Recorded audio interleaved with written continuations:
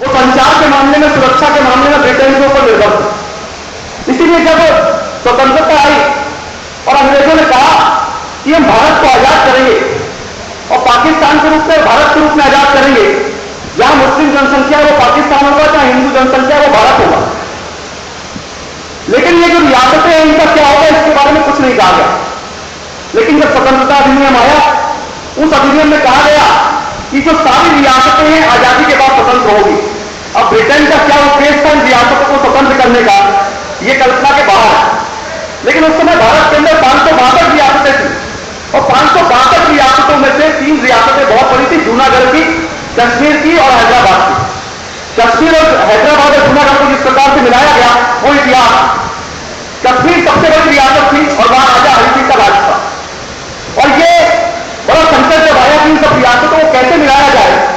अगर सरदार पटेल नहीं होते तो भारत कितने छोटे छोटे राज्यों में बढ़ गया होता, इसकी कल्पना नहीं। लेकिन सरदार पटेल के गृह सचिव थे वीपी मेनन, उनने कहा कि सभी रियासतों को बाध्य किया जाए कि जो अधिकार उन्होंने ब्रिटेन को दिए थे वही सारे अधिकार भारत सरकार को सौंप दे और उनके आंतरिक प्रशासन में उनको हस्तक्षेप नहीं किया जाए।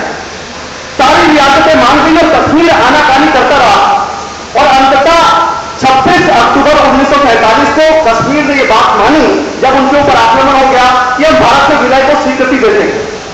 कश्मीर भारत में नहीं गया, लेकिन उस समय वहां पर आक्रमण हो गया था। संयुक्त राष्ट्र की भूमिका आ गई थी। नेहरू जी उस मुद्दे को लेकर के संयुक्त राष्ट्र में चले और संयुक्त राष्ट्र जाने के कारण से कश्मीर समस्या का अंतर्राष्ट्रीयकरण हो गया। हमारे बीच कोई पंच आ गया, कोई न्याय करने वाला। और इसके कारण से जो कश्मीर का विलय हुआ वो पूरे देश के अन्य राज्यों के विलय से अलग प्रकार का विलय। उस विलय पत्र में यह शर्त थी कि कश्मीर का अपना एक अलग संविधान होगा, कश्मीर के राज्य को अपना संविधान रखने की छूट होगी। भारत की सारी 561 रियासतें अपना संविधान नहीं था, लेकिन कश्मीर के पास अपना संविधान होने की छूट नेहरू जी की सरकार ने दी। सरदार पटेल नहीं चाहते थे, लेकिन परिस्थितियों के कारण उसको मानना पड़ा। और मित्रों, यहीं से धारा 370 का जन्म हुआ, क्योंकि कश्मीर को अपना संविधान रखने की छूट थी। और जब धारा 370 आई, उस धारा 370 के कारण कई प्रकार की समस्याएं हैं, जिसको यह वक्ताओं ने कहा 2 विधान 2 प्रधान 2 निषान। और कश्मीर में हमारे भारतीयों के बाकी सारे अधिकार इस प्रकार से रोक दिए गए जैसे वो किसी विदेश से हो। वहां पर आप जमीन नहीं खरीदते, वहां नौकरी नहीं कर सकते, वहां की किसी लड़की ने अगर यहां से शादी कर ली है बाहर के लड़के से तो उसको संपत्ति में अधिकार नहीं मिलेगा। इस प्रकार के सारे प्रावधान धारा 370 के कारण है। कुल मिलाकर के धारा 370 में एक प्रकार से कश्मीर के लोगों को अलग अस्तित्व की भावना का एहसास करा। कश्मीर को हमेशा लगता रहा कि हमारा विशेष दर्जा है।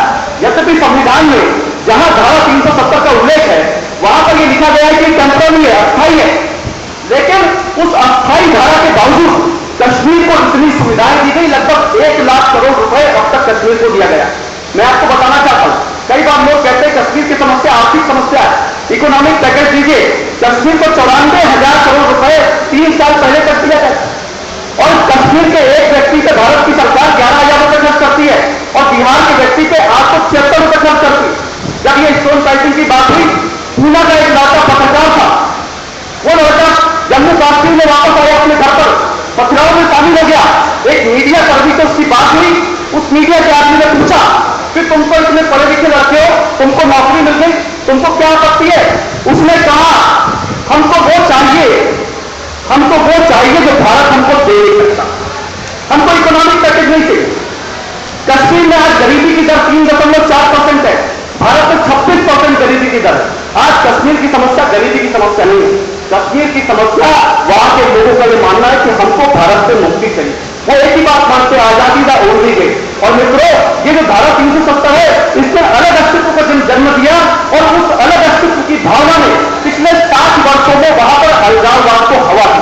लोगों को लगा, उनको लगा कि एक ऐसा सपना है जिसको पूरा किया जा सकता है, एक अलग अस्तित्व अलगाववाद। और आज वहां के बहुत से ऐसे लोग हैं जो पाकिस्तान के इशारों पर भारत से आजादी मांगते हैं। मैं आपको सिर्फ इतना बताना चाहता हूं कि वहां पर 3 प्रकार के राजनीतिक दल हैं। रिपोर्ट के अंदर इस बात की चर्चा आएगी।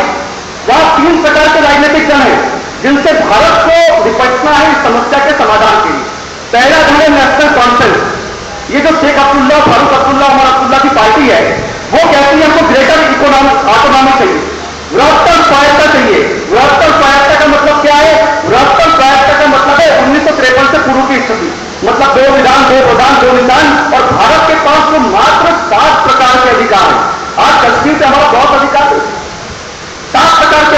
संचार का अधिकार, सुरक्षा का अधिकार है, सुरक्षा का अधिकार है, मुद्रा का अधिकार है, वहां चुनाव करने का अधिकार है, वहां जो भारत सरकार पैसा भेजती है उस पैसे का हिसाब किताब लेने का अधिकार है।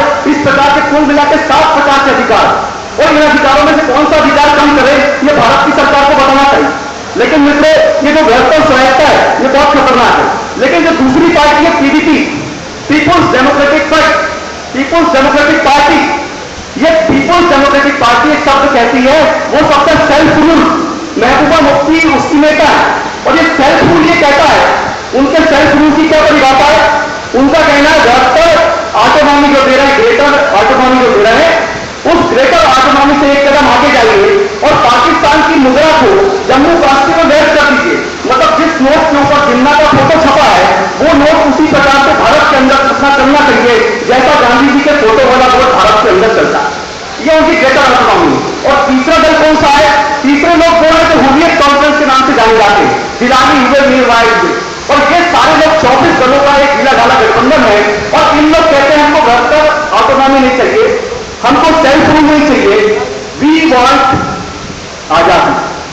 आजादी का ओनली वे, पूरे देश में जाकर इस एजेंडे को रखते हैं। मित्रों, आज समस्या बहुत गंभीर है। कश्मीर ना तो आर्थिक समस्या है, मैं कहता हूं कश्मीर एक भावनात्मक समस्या है। मैं बहुत ज्यादा इस विषय से नहीं बोलना चाहता हूं, मैं संक्षेप में एक छोटी सी कहानी आपको कहता हूं। कश्मीर समस्या का हल उस कहानी के अंदर है। हमारे संघ में एक प्रचारक हुए गंगा हरी जी, इस कहानी को मैं चाहता हूं सब लोग ध्यान देकर के सुने। कश्मीर समस्या का हल इस कहानी के अंदर है। हमारे प्रचारक हुए रंगा हरी जी, रंगा हरी जी से छोटे से तो केरल में रहते थे, और केरल में रहते थे तो उनका भारत में सबसे पहले शरण थी यहूदियों को।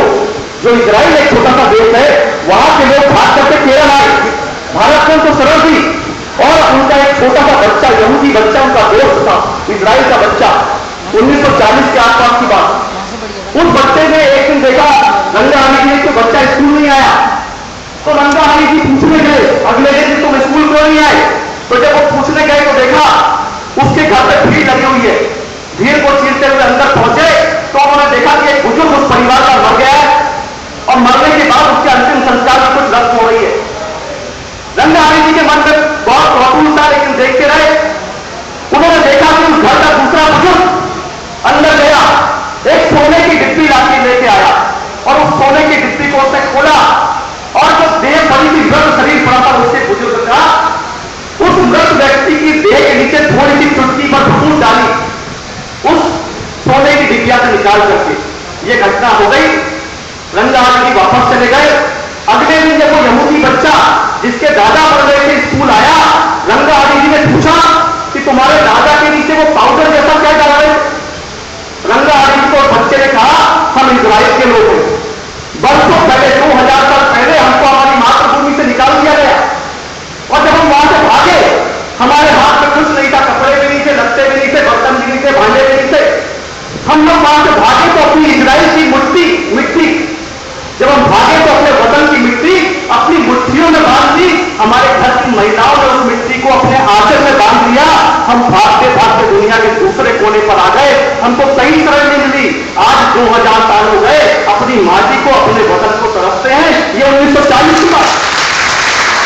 और उन्होंने कहा हम अपनी मिट्टी को तरसते हैं, लेकिन हम हर साल अमेरिका में, रूस में, जापान में हम मिलते हैं और एक कदम उठाते हैं मिलते वक्त कि हम इजराइल को वापस ताकत दिलाएंगे, किसी कीमत पर ताकत दिलाएंगे। दुनिया का कोई कानून, दुनिया की कोई ताकत हमको मिट्टी को पाने को, वतन को पाने को रोक नहीं सकती।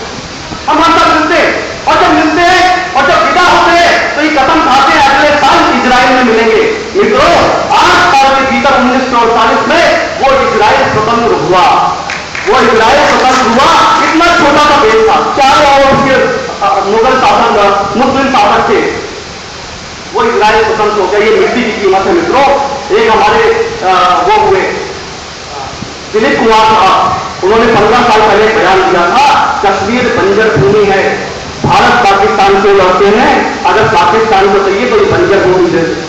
ये कहानी दिलीप कुमार जैसे लोगों के लिए उनको सुनानी पड़ेगी कि मिट्टी क्या होती है, मिट्टी की कीमत क्या होती है। मित्रों, आज देश के लोग तय कर लें, आज सारे लोग तय कर लें कि हमको कश्मीर वापस पाना है। कोई सी रिपोर्ट आती रहेगी, यदि कश्मीर हमारा है, भावनात्मक रूप से हम जुड़े हुए हैं, हमारी तो हमको कश्मीर वापस मिलना चाहिए। किसी भी कीमत पर उसको लेंगे, ये हमारा संकल्प है। बहुत बहुत